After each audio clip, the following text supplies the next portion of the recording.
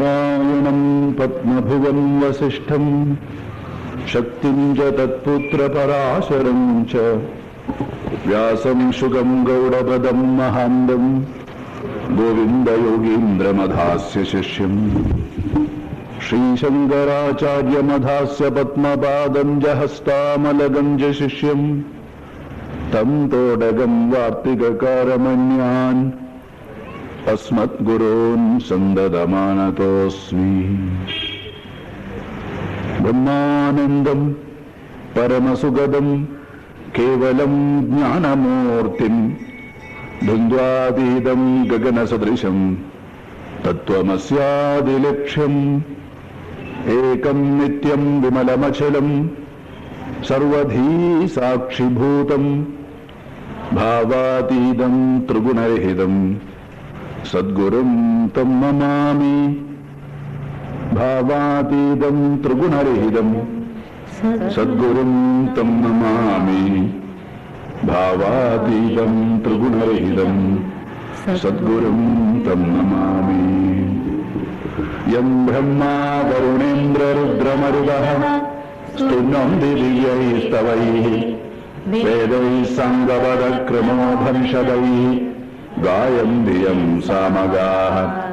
ധ്യാനാവസ്ഥിതതദ്ഗതേന മനസാ പശ്യന്തി യം യോഗിനോ യസ്യാന്തം ന വിദുഃസുരാസുരഗണാഃ ദേവായ തസ്മൈ നമഃ. യസ്യാന്തം ന വിദുഃസുരാസുരഗണാഃ ദേവായ തസ്മൈ നമഃ. യസ്യാന്തം ന വിദുഃസുരാസുരഗണാഃ ദേവായ തസ്മൈ.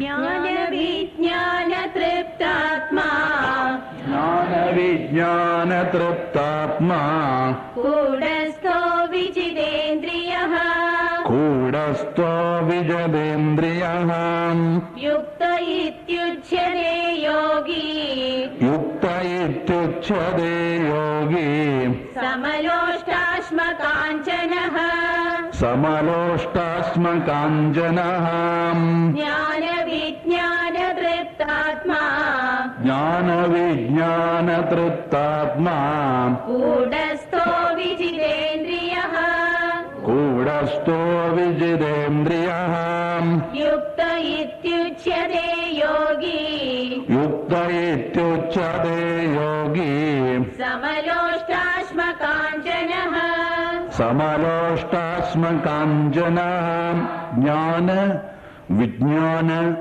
തൃപ്താത്മാ. ജ്ഞാനം ഇപ്പോൾ നമുക്ക് കിട്ടുന്നതായിട്ടുള്ള അറിവ്. ഈ ജ്ഞാനം ബുദ്ധിപരമാണ്. ഇത് ഭഗവാൻ കൃഷ്ണന്റേതാണ്. നമുക്ക് അതിനെ അന്യഥാവത്കരിക്കാൻ പറ്റുകയില്ല. കാരണം യുക്തിസഹിതമാണ്, നമ്മുടെ ബുദ്ധിക്ക് സ്വീകരിക്കത്തക്കതാണ്, നമ്മളുടെ അനുഭവങ്ങളെ സ്പർശിക്കുന്നതാണ്. അതുകൊണ്ട് നാം ആ ജ്ഞാനത്തെ ആദരിക്കുന്നു. യുക്തിയുക്തമായി ഒരു ആചാര്യൻ നമ്മുടെ മുമ്പിൽ നമ്മുടെ അനുഭവങ്ങളുടെ വെളിച്ചത്തിൽ അതിനെ അവതരിപ്പിക്കുമ്പോൾ നമുക്ക് സ്വീകാര്യമായി തോന്നുന്നു. അത് കൃഷ്ണന്റെയും ആചാര്യന്റെയും ആശയമാണ്. പരോക്ഷമായിട്ടുള്ള അറിവ്, ഇതിന് പരോക്ഷം എന്ന് വെച്ചാൽ അന്യന്റെ വീക്ഷണം എന്നർത്ഥം. പരസ്യ അക്ഷ അതാണ് പരോക്ഷം എന്ന് പറയുന്നത്. കൂടസ്ഥ ജ്ഞാനം. ഇനി എന്താണോ നാം ആചാര്യനിൽ നിന്നും അല്ലെങ്കിൽ ഭഗവാൻ കൃഷ്ണനിൽ നിന്നും ഗ്രഹിച്ചത്, ഈ ജ്ഞാനം അവർ നിർദ്ദേശിക്കുന്ന അച്ചടക്കത്തിലൂടെ നാം ജീവിതത്തിൽ പകർത്തുമ്പോൾ അത് വിജ്ഞാനമാവുന്നു. അത് എന്റെ ആശയമാവുന്നു, എനിക്ക് ബോധ്യമുള്ളതാവുന്നു. കാരണം ഞാൻ എന്റെ പരീക്ഷണങ്ങൾക്കും നിരീക്ഷണങ്ങൾക്കും അതിന് വിധേയമാക്കി. അത് കടം വാങ്ങിയ ആശയമല്ല, പരന്റെ ആശയമല്ല, അത് എന്റെയും ആശയമാണ്. അതിനെ അപരോക്ഷം എന്ന് പറയുന്നു. നേരിട്ട് നമുക്ക് അനുഭവിക്കാവുന്നത് എന്നർത്ഥം. അതായത് നിങ്ങളൊക്കെ എനിക്കിപ്പോൾ ഇന്ന് പ്രത്യക്ഷമാണ്. അതുപോലെ ഞാനും നിങ്ങൾക്ക് പ്രത്യക്ഷമാണ്. നമ്മളുടെ ഇന്ദ്രിയങ്ങൾക്ക് അടുത്തുള്ളതായിട്ടുള്ള വിഷയത്തെയാണ് പ്രത്യക്ഷം എന്ന് പറയുന്നത്. പക്ഷെ 8 മണി ആയാൽ നിങ്ങൾ നിങ്ങളുടെ സ്ഥലത്തേക്ക് പോകും, ഞാൻ എന്റെ സ്ഥലത്തേക്ക് പോകും. അപ്പോൾ നാം എന്തായി? പരോക്ഷമായി. പിന്നെ നമുക്ക് കാണുകയില്ല. അതായത് പരോക്ഷം എന്ന് വെച്ചാൽ വിദൂരം. എന്താണോ പ്രത്യക്ഷമായിട്ടുള്ളത് അത് പരോക്ഷമാവാം. എന്താണോ പരോക്ഷമായിട്ടുള്ളത് അത് പ്രത്യക്ഷമാവാം. പക്ഷെ ഈശ്വര ദർശനം പ്രത്യക്ഷവുമല്ല പരോക്ഷവുമല്ല.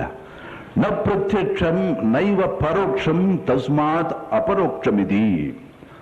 അതായത് അത് നമ്മുടെ മുമ്പിൽ വരികയില്ല, നമ്മളിൽ നിന്നും അകലുകയില്ല. കാരണം അത് നാമാണ്. നമുക്കതിൽ നിന്നും മാറി നിൽക്കാൻ സാധ്യമല്ല. എന്നും അത് നമ്മളുടെ തന്നെ കൂടിയിരിക്കും. നമുക്കതിനെ കൊള്ളാൻ സാധ്യമല്ല, നമുക്കതിനെ തള്ളാനും സാധ്യമല്ല. അതാണ് സത്യം. ആ പരോക്ഷമാണ്. അത് നമുക്ക് നേരിട്ട് അനുഭവിക്കുവാനേ പറ്റൂ. വാക്കുകളെ കൊണ്ട് അത് വിവരിക്കുവാൻ സാധിക്കുകയില്ല.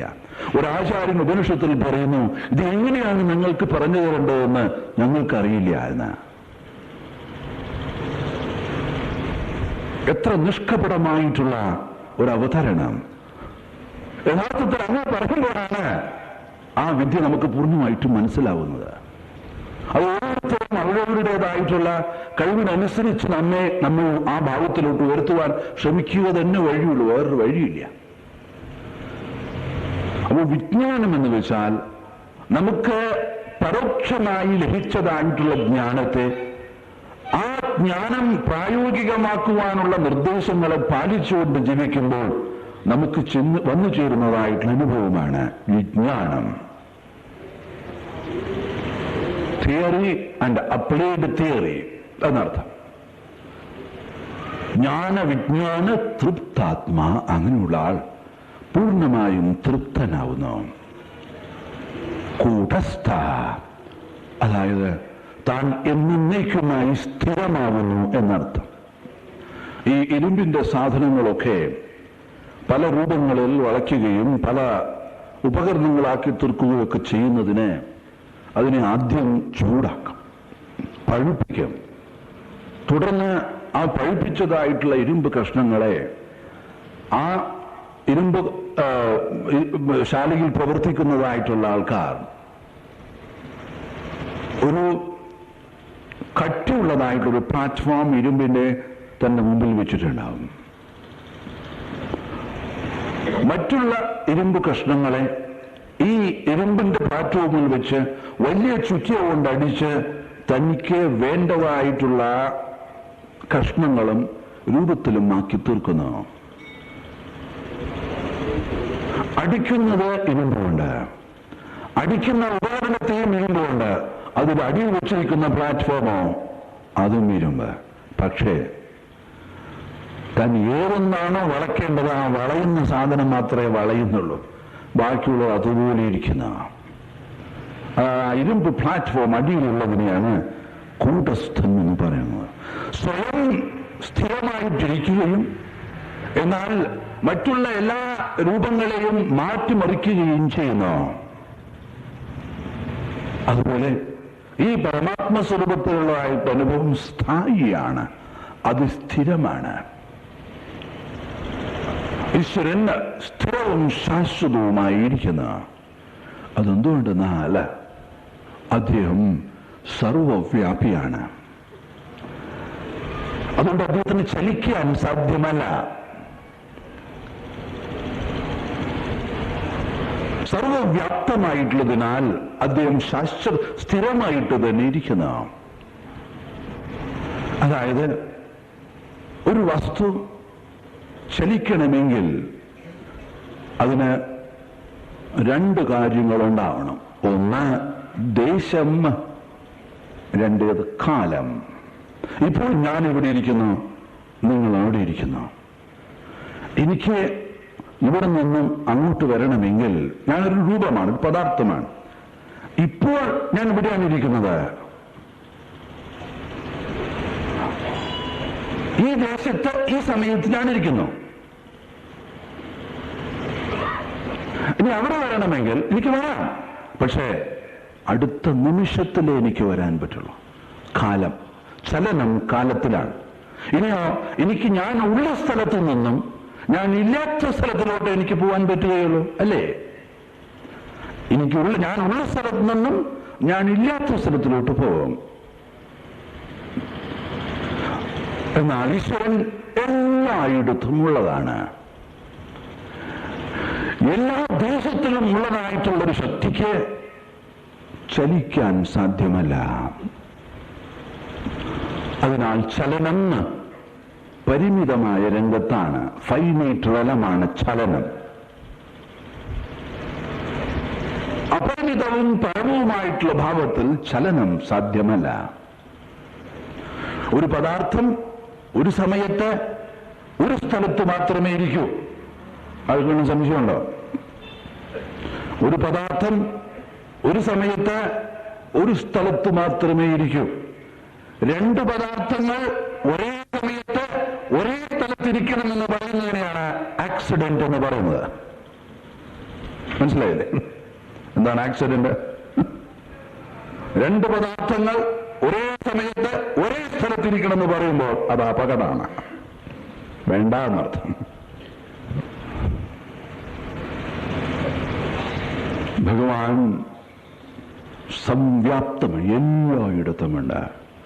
അതുകൊണ്ട് അദ്ദേഹം ഇല്ലാത്തിടത്തേക്കൂട്ട് പോകാൻ പറ്റുകയില്ല. കാരണം അദ്ദേഹം ഇല്ലാത്ത ഇടമില്ല. പിന്നെ അദ്ദേഹത്തിന് പിന്നെ ഇവിടെ കാലം ഉണ്ടാവുക. അതിനാൽ അദ്ദേഹം കൂടസ്ഥ എന്ന് പറയുമ്പോൾ എല്ലാം അദ്ദേഹത്തിൽ സ്ഥിതി ചെയ്യുന്നു.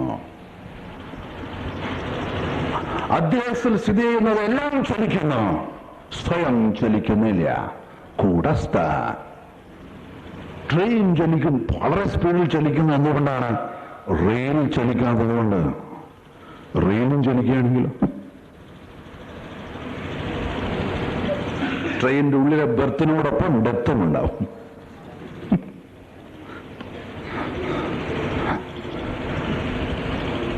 എവിടെയൊക്കെ ചലനമുണ്ടോ ആ ചലനത്തിന് പിന്നിൽ ഒരു അചലമായിട്ടുള്ള പ്ലാറ്റ്ഫോം ഉണ്ട്.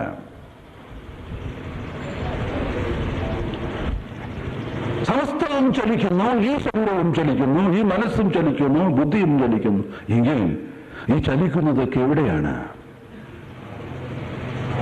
അതാണ് കൂടസ്ഥ, സ്ഥിരമായിട്ടുള്ളത്, എല്ലാവരുടെയും നിറഞ്ഞു നിൽക്കുന്നത്, ഒരിടത്തും പോകാൻ സാധിക്കാത്ത എന്നാൽ എല്ലായിടത്തും നിറഞ്ഞു നിൽക്കുന്ന തൃപ്തമായിട്ടുള്ള ഒരു സ്വരൂപം. ഒരേ സമയത്ത് അദ്ദേഹം എല്ലായിടത്തുമുണ്ട്. അത് ഈശ്വരൻ മാത്രമാണ്, വേറൊന്നും തന്നെയില്ല. സ്വാഭാവികമായിട്ടും ഇവിടെ കൂടസ്ഥോ വിജിതേന്ദ്രിയ. ആരാണോ തന്റെ ഇന്ദ്രിയങ്ങളെ, തന്റെ മനസ്സിന്റെ ബഹിർമുഖതയെ വിജിതം, തന്റെ നിയന്ത്രണത്തിന് വിധേയമാക്കിയിരിക്കുന്നത്? കൃഷ്ണൻ ഇവിടെ പറയുന്നു അദ്ദേഹത്തെ യുക്ത ഇത്യുച്യതേ. അദ്ദേഹത്തിനെയാണ് യുക്ത എന്ന് വെച്ചാൽ ഈശ്വരനുമായി താതാത്മ്യം പ്രാപിച്ചവൻ എന്നാണ്. യോഗാരൂഢൻ, സ്ഥിതപ്രജ്ഞൻ, സാഫല്യം നേടിയതായിട്ടുള്ള മനുഷ്യൻ. അങ്ങനെയുള്ള ആള് സമലോഷ്ടാസ്മ കാഞ്ചന. പിന്നെ അദ്ദേഹം ഈ ലോകത്തിൽ വ്യവഹരിക്കുമ്പോൾ ഈ ലോകത്തിലെ പദാർത്ഥങ്ങളുമായിട്ടുള്ള അദ്ദേഹത്തിന്റെ ബന്ധം എന്താണ്? ഇവിടെ പറയുന്നു സമം. ലോഷ്ടം ഒരു മണ്ണിന്റെ കട്ട, മണ്ണാങ്കട്ട എന്ന് പറയില്ലേ, ലോഷ്ടം. അശ്മം കല്ല്, ശില, പാറ. കാഞ്ചനം സ്വർണം. ഒരു മണ്ണിന്റെ കട്ടയിലും ശിലയിലും സ്വർണത്തിലും അദ്ദേഹം ഒരുപോലെ ദർശിക്കുന്നു. ഇത് കേൾക്കുമ്പോൾ നമുക്ക് പ്രത്യക്ഷമായി തോന്നുന്നത് ഇങ്ങനെയെങ്കിൽ അങ്ങനെ കഴിവ് നമുക്ക് ഇല്ലാതിരിക്കുന്നതല്ല. കാരണം ഇതിനെ പോലും ഓർമ്മിച്ചാൽ അറിയില്ലെങ്കിൽ പിന്നെ ഇദ്ദേഹത്തിനെ കൊണ്ട് എന്ത് പ്രയോജനം? സമലോഷ്ടാസ്മ കാഞ്ചന.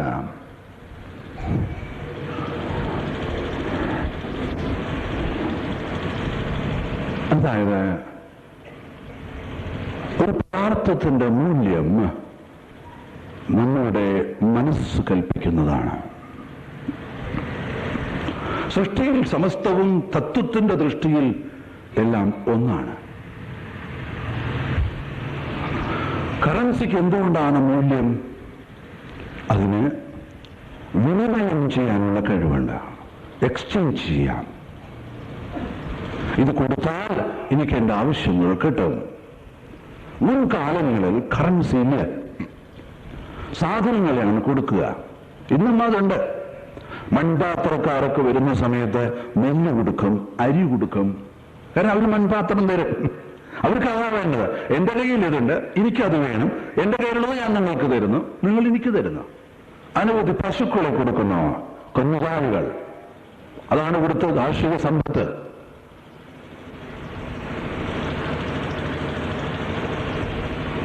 മുൻകാലങ്ങളിൽ ഇങ്ങനെയായിരുന്നു വിനിമയം ചെയ്തിരുന്നത്. നമുക്ക് വേണ്ടതായിട്ടുള്ള സാധനങ്ങൾ. പിന്നെ ഒരു പുതിയ ഘടകം വന്നു, നാണയം, കറൻസി. പിന്നെ അത് തന്നെ എല്ലാവരെയും പറ്റുകയില്ല. കാരണം നമ്മൾ രാഷ്ട്രത്തിൽ നിന്ന് വേറെ രാഷ്ട്രത്തിലോട്ട് പോകുന്ന സമയത്ത് നമ്മൾ ആ രാഷ്ട്രത്തിന്റെ കറൻസി ആദരിക്കണം. ഇവിടുത്തെ കറൻസി അവിടെ കാര്യമില്ല, അവിടുത്തെ കറൻസി ഇവിടെയും. അതിന് അതിൻ്റെതായിട്ട് രീതികളുണ്ട്.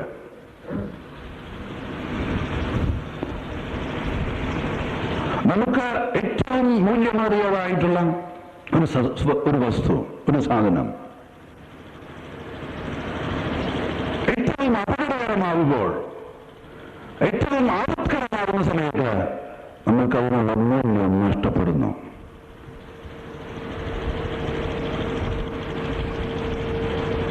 കൊള്ളയടിച്ചു കൊണ്ടുവന്നതായിട്ടുള്ള മുതൽ സൂക്ഷിച്ചു വെച്ചിരിക്കുന്നു. നിങ്ങൾക്ക് ന്യൂസ് കിട്ടുന്നതാ ഏത് സമയത്തും പോലീസ് എത്താം എന്ന്. ഇതുപോലെ സുരക്ഷിതമായിട്ടുള്ള കാര്യങ്ങൾ, ഇത് നേരിടാൻ ഞാൻ അനുഭവിച്ചതായിട്ടുള്ള ത്യാഗങ്ങൾ, ഇതിനുവേണ്ടി ഞാൻ മറ്റുള്ളവരെ സ്വാധീനിച്ചതായിട്ടുള്ള എല്ലാം ആ നിമിഷം നിശ്ചലമാകുന്നു. ഇത് എങ്ങനെ അവിടുന്ന് ഒഴിവാക്കിയപ്പോ, അല്ലെങ്കിൽ ഞാൻ എങ്ങനെ അവിടുന്ന് ഒഴിവാകുക? ഇത് മാത്രമായിരിക്കും നിങ്ങളുടെ മുമ്പിൽ. ആ നിമിഷം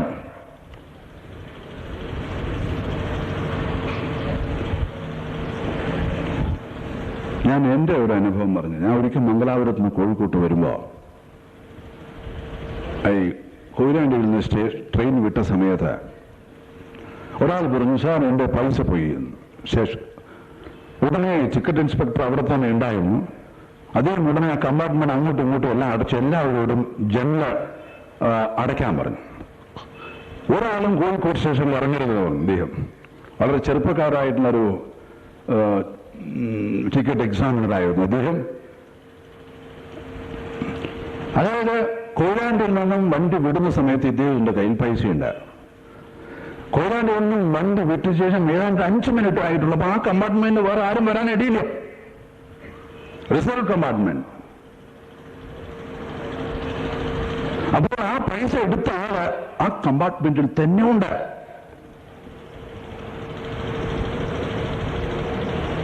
അദ്ദേഹം പറഞ്ഞു, വണ്ടി എല്ലാവരും ചെക്ക് ചെയ്തിട്ട് ഓടുന്നു. എല്ലാവരും ഒന്ന് ഭയപ്പെടുത്തിയത്. പക്ഷേ ഈ കോഴിക്കോട് സ്റ്റേഷനിൽ വന്ന് ചെക്കിംഗ് ഒക്കെ നടന്നു. ഞാനടക്കം ചെക്കിംഗ് കഴിഞ്ഞിട്ടാണ് അതിൽ നിറഞ്ഞത്, കമ്പാർട്ട്മെന്റ് നിറഞ്ഞത്. പക്ഷേ അവർക്ക് എടുത്ത ആളെ പിടിക്കാൻ കിട്ടിയില്ല. കാരണം ഈ എടുത്ത ആളെന്നേ പറയും. ഈ അനൗൺസ്മെന്റ് കേട്ട ഉടനെ ഇദ്ദേഹം ആ പൈസയെ എങ്ങനെയോ വെളിയിലേക്ക് ഇട്ടു.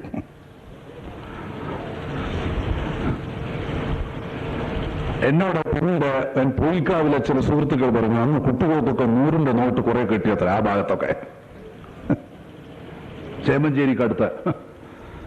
അതായത് തനിക്ക് ഏറ്റവും സുരക്ഷിതത്വമായിട്ടുള്ള കാര്യം, താൻ എന്തൊക്കെയോ മനസ്സിൽ ആസൂത്രണം ചെയ്തതായിട്ടുള്ള കാര്യം തനിക്ക് അടുത്ത നിമിഷം ആപത്കരമാകുന്നു എന്ന് പറയുമ്പോൾ ആ പൈസ തനിക്ക് മൂല്യമില്ലാതായിത്തീരുന്നു. അതായത് നമ്മളുടെ മൂല്യം എന്താണെന്ന് നാം നിശ്ചയിക്കണം. എങ്ങനെയാണ് ഒരു പദാർത്ഥത്തിന് മൂല്യമുണ്ടാവുന്നത്? ഇനി അതുപോട്ടെ, ഇതൊന്ന്. വേറൊന്ന്, നമ്മൾക്ക് ഏറ്റവും പ്രിയപ്പെട്ടതായിട്ടുള്ള ആൾക്കാർ, നമ്മളെ ഒത്തുപിരിയുന്നതായിട്ടുള്ള ആൾക്കാർ ഉപയോഗിച്ചിരിക്കുന്നതായിട്ടുള്ള കാര്യങ്ങൾ, അവരെഴുതിയതായിട്ടുള്ള പെണ്ണ്, അവരെഴുതിയതായിട്ടുള്ള എഴുത്ത് നമ്മൾ പൊന്നുപോലെ സൂക്ഷിക്കുന്നു. ഒരു പക്ഷേ പൊന്നിനേക്കാൾ കൂടുതൽ സൂക്ഷ്മയിൽ സൂക്ഷിക്കുന്നു. കാരണം എന്താ? മഹാത്മാഗാന്ധി എഴുതിയ എഴുത്താണ്. മഹാത്മാഗാന്ധിയുടെ സാധനങ്ങളൊക്കെ വെച്ചിട്ടുണ്ട്. കണ്ണട, വാച്ച്, ഇവിടെ പൂനെയിൽ ആഖാ പാലസിൽ അത് വെച്ചിരിക്കുന്നതായിട്ടുള്ള സംഭവം നോക്കിക്കഴിഞ്ഞിട്ടുണ്ടെങ്കിൽ അതിന് എത്രയോ പൈസ ചെലവാക്കിയിരിക്കുന്നു. പക്ഷെ സാധനങ്ങളാ നിരർത്ഥകമായിട്ടുള്ളത്. നിരർത്ഥമല്ല, അത് ദേശത്തിന്റെ മുഴുവനും സ്വത്താണ്. ആ മനുഷ്യൻ അങ്ങനെയാണ്. നാം ജനത എങ്ങനെയാണ്? കാരണം ആ സാധനങ്ങൾ അദ്ദേഹവുമായിട്ട് ബന്ധപ്പെട്ടതാണ്. നിങ്ങൾ പ്രിയതമനോ പ്രിയതമയോ തന്നതായിട്ടുള്ള ഒരു കർച്ചീഫ്, അത് തുറന്നു നോക്കിയാൽ അതിലൊക്കെ മൂക്കിലൊക്കെ വലിച്ച സാധനങ്ങളായിരിക്കും. തനി വൃത്തികേട്. എന്നാലും അതൊന്നും മടക്കി സൂക്ഷിച്ചു വെക്കും. അതിനെന്താ? സോ ആൻഡ് സോ തന്ന. അത് ഏറ്റവും മൂല്യമാണ്. എത്രയും വലിയ വലിയ കർച്ചീഫ് നിങ്ങൾ തന്നാൽ അത് വേണ്ട. കാരണം ഇതുപോലെ അതാവില്ല. വൈകാരികമായ മൂല്യം. ഇതൊന്നും ഫിലോസഫി അല്ല. കാരണം അതിന് സമമായിട്ട് വേറെ ഒന്നുമില്ല.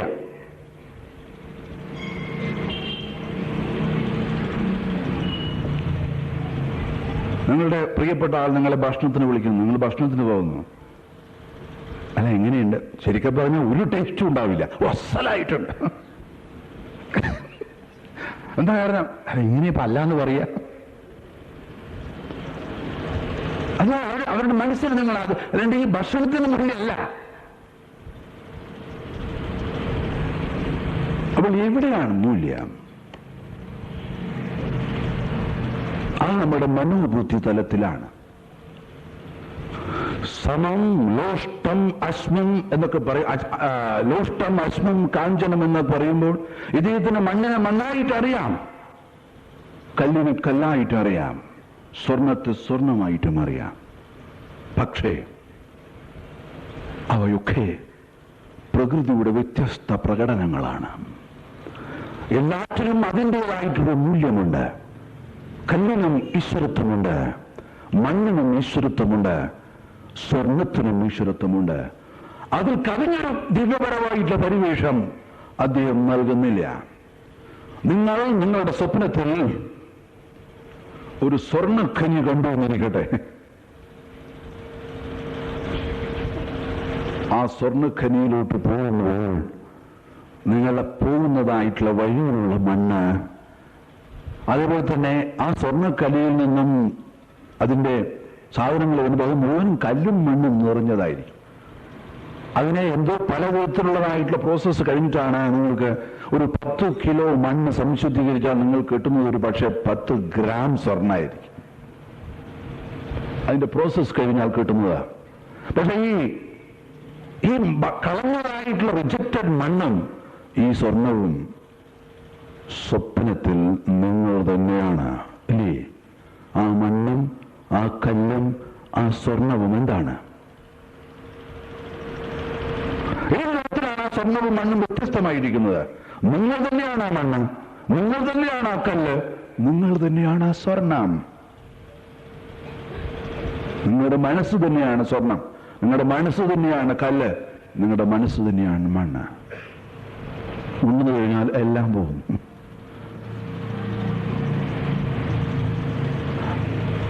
അപ്പോൾ ഭഗവത് തത്വത്തിലോട്ട് ഉയർന്നതായിട്ടുള്ളൊരു മനുഷ്യന് സമസ്തത്തിലും ഈശ്വരനെ ദർശിക്കുന്ന, കാരണം ഈ അമൂല്യമായിട്ടുള്ള നമ്മളെല്ലാം കിടന്നതായിട്ടുള്ള അമൂല്യമായിട്ടുള്ള സ്വർണവും നാം ഇവിടുന്ന് പോകുമ്പോൾ നമ്മുടെ കൂടെ വരാൻ പോകുന്നില്ല. അമൂല്യമല്ലാതെ നമ്മുടെ കൂടെ വരാൻ പോകുന്നില്ല. എല്ലാറ്റിനും അതിൻ്റെതായിട്ടുള്ള വില മാത്രമേ ഉള്ളൂ. ഒരു കഷ്ണം ബിസ്ക്കറ്റും ഒരു കഷ്ണം സ്വർണ്ണ ബിസ്ക്കറ്റും നിങ്ങളുടെ നായനിട്ട് കൊടുക്കൂ. നായനിഷ്ടം സ്വർണ്ണ ബിസ്ക്കറ്റ് അല്ല, അത് നിങ്ങൾ എടുത്തോ, എനിക്ക് വേണ്ട. കാരണം എന്താ? സമലോഷ്ടാശ്മ കാഞ്ച, അതിന് അതിൻ്റെതായിട്ടുള്ളൊരു തലമുണ്ട്.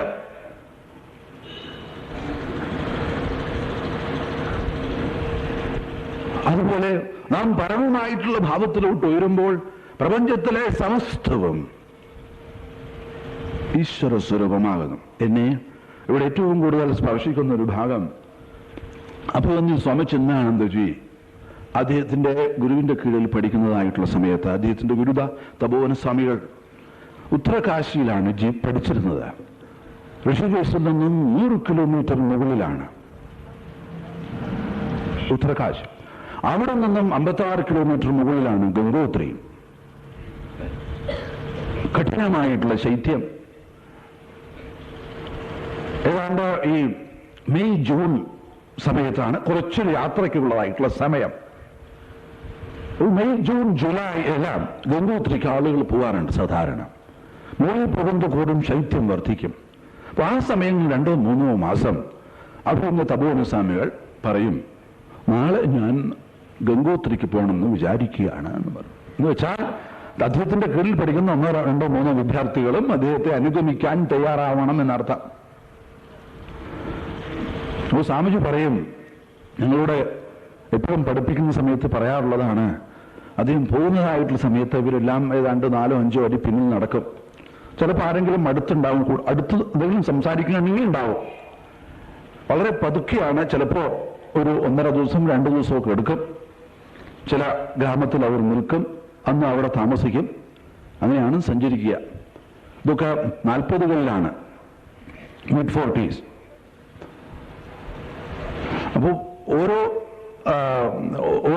നടന്ന് വൈകുന്നേരം നടന്നു പോകുന്നതായിട്ടുള്ള സമയത്ത് തപോവന സ്വാമികൾ പറയത്ര സ്വാമിജിയോട്, അതാ നോക്കൂ മൈനാൽ എന്ന പക്ഷി. അതായത് മൈനാൽ എന്ന പക്ഷി സമുദ്രനിരപ്പിൽ നിന്നും 5000 അടി ഉയരത്തിൽ മാത്രമാണ് ജീവിക്കുന്നത്. അപ്പോൾ ഈ മൈനാൽ എന്ന പക്ഷി ധവളമായിട്ടുള്ള ഹിമശൃംഖങ്ങളുടെ പശ്ചാത്തലത്തിൽ പറക്കുമ്പോൾ ആകാശത്തിലെ നീലിമയും ധവളമായിട്ടുള്ള ഹിമശൃംഖങ്ങളുടെ വെള്ള നിറവും ഈ മൈനാൾ എന്ന പക്ഷിയുടെ സുവർണ്ണ നിറവും എല്ലാം കൂടി ഒരു ഉന്മാദ ദൃശ്യമായിരിക്കും. അപ്പോൾ ഇത് കാണുമ്പോൾ സ്വാമിജിയുടെ സന്തോഷം കൊണ്ട്, തപോവന സ്വാമികളുടെ സന്തോഷം കൊണ്ട്, കാരണം അദ്ദേഹം ഈശ്വരനെയാണ് ദർശിക്കുന്നത്, അതാ നോക്കൂ എന്ന് പറയൂ അത്ര. അപ്പോ നമ്മുടെ സ്വാമിജി പറയാം, അന്ന് അദ്ദേഹം സ്റ്റുഡന്റ് അല്ലേ, ഞാനെന്ത് നോക്കുന്നത്, ഞാൻ വിചാരിക്കുന്നത് എപ്പോഴാ അവിടെ എത്തുക, അവിടെ എത്തിക്കഴിഞ്ഞാൽ ഒരു ഗ്ലാസ് ചായ കിട്ടുവാവോ, ഇങ്ങനെ നടന്നാൽ അവിടെ എത്തുമ്പോഴേക്കും ഒരുപാട് ക്ഷണിക്കും. അതായത് അദ്ദേഹം സദാസമയവും ഈശ്വരനിൽ വിലസുന്നു.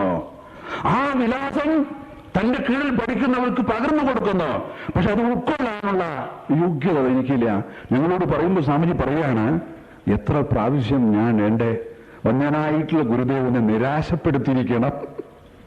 ആ സമയത്തൊക്കെ എന്റെ പ്രതികരണം അദ്ദേഹം അനുവദിച്ചിട്ടുണ്ടാകും. പക്ഷെ ഞാൻ അത് ഉൾക്കൊള്ളാൻ അന്ന് എനിക്കൊരു യോഗ്യത ഇല്ലായിരുന്നോ. അപ്പോ എത്ര പ്രാവശ്യം ഞാൻ പിന്നീട് സ്വാമിജി ആ ഉന്നതത്തിലോട്ട് ഓർന്നപ്പോ അദ്ദേഹത്തിന് ഇങ്ങനെ തോന്നണം, അന്നന്ന് സ്വാമിജി പറഞ്ഞതായിട്ടുള്ള കാര്യങ്ങൾ എനിക്ക് അന്ന് ആസ്വദിക്കാൻ പറ്റില്ലല്ലോ.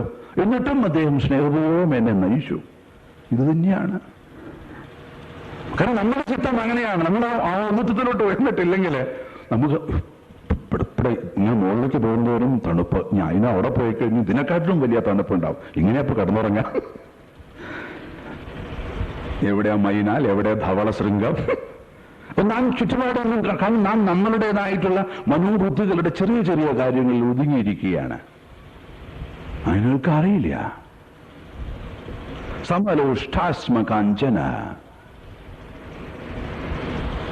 വനത്തിലൂടെ സഞ്ചരിക്കുന്നതായിട്ട് മൃഗപക്ഷി മൃഗാദികൾക്ക് വനത്തിൽ എന്തെങ്കിലും ഒരു നിധി ഉണ്ടെങ്കിൽ അത് മൂല്യമല്ല.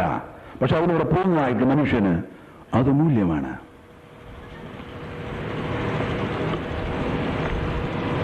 ആ മൂല്യത്തിനാണ് പ്രാധാന്യം. അപ്പോൾ ഈശ്വരമായിട്ടുള്ള ഭാവത്തിലോട്ട് വരുമ്പോൾ അദ്ദേഹത്തിൽ കുറഞ്ഞ ഒന്നും തന്നെ മൂല്യമല്ല, എല്ലാം ഒന്നാണ്. പിന്നെ സമലോഷ്ടാസ്മക, അതുകൊണ്ട് ഇതിനെ വേർതിരിച്ചറിയാൻ കഴിയില്ല എന്നല്ല അർത്ഥം, അവയ്ക്കൊക്കെ തുല്യ പ്രാധാന്യം മാത്രമേ ഉള്ളൂ. കൂടെ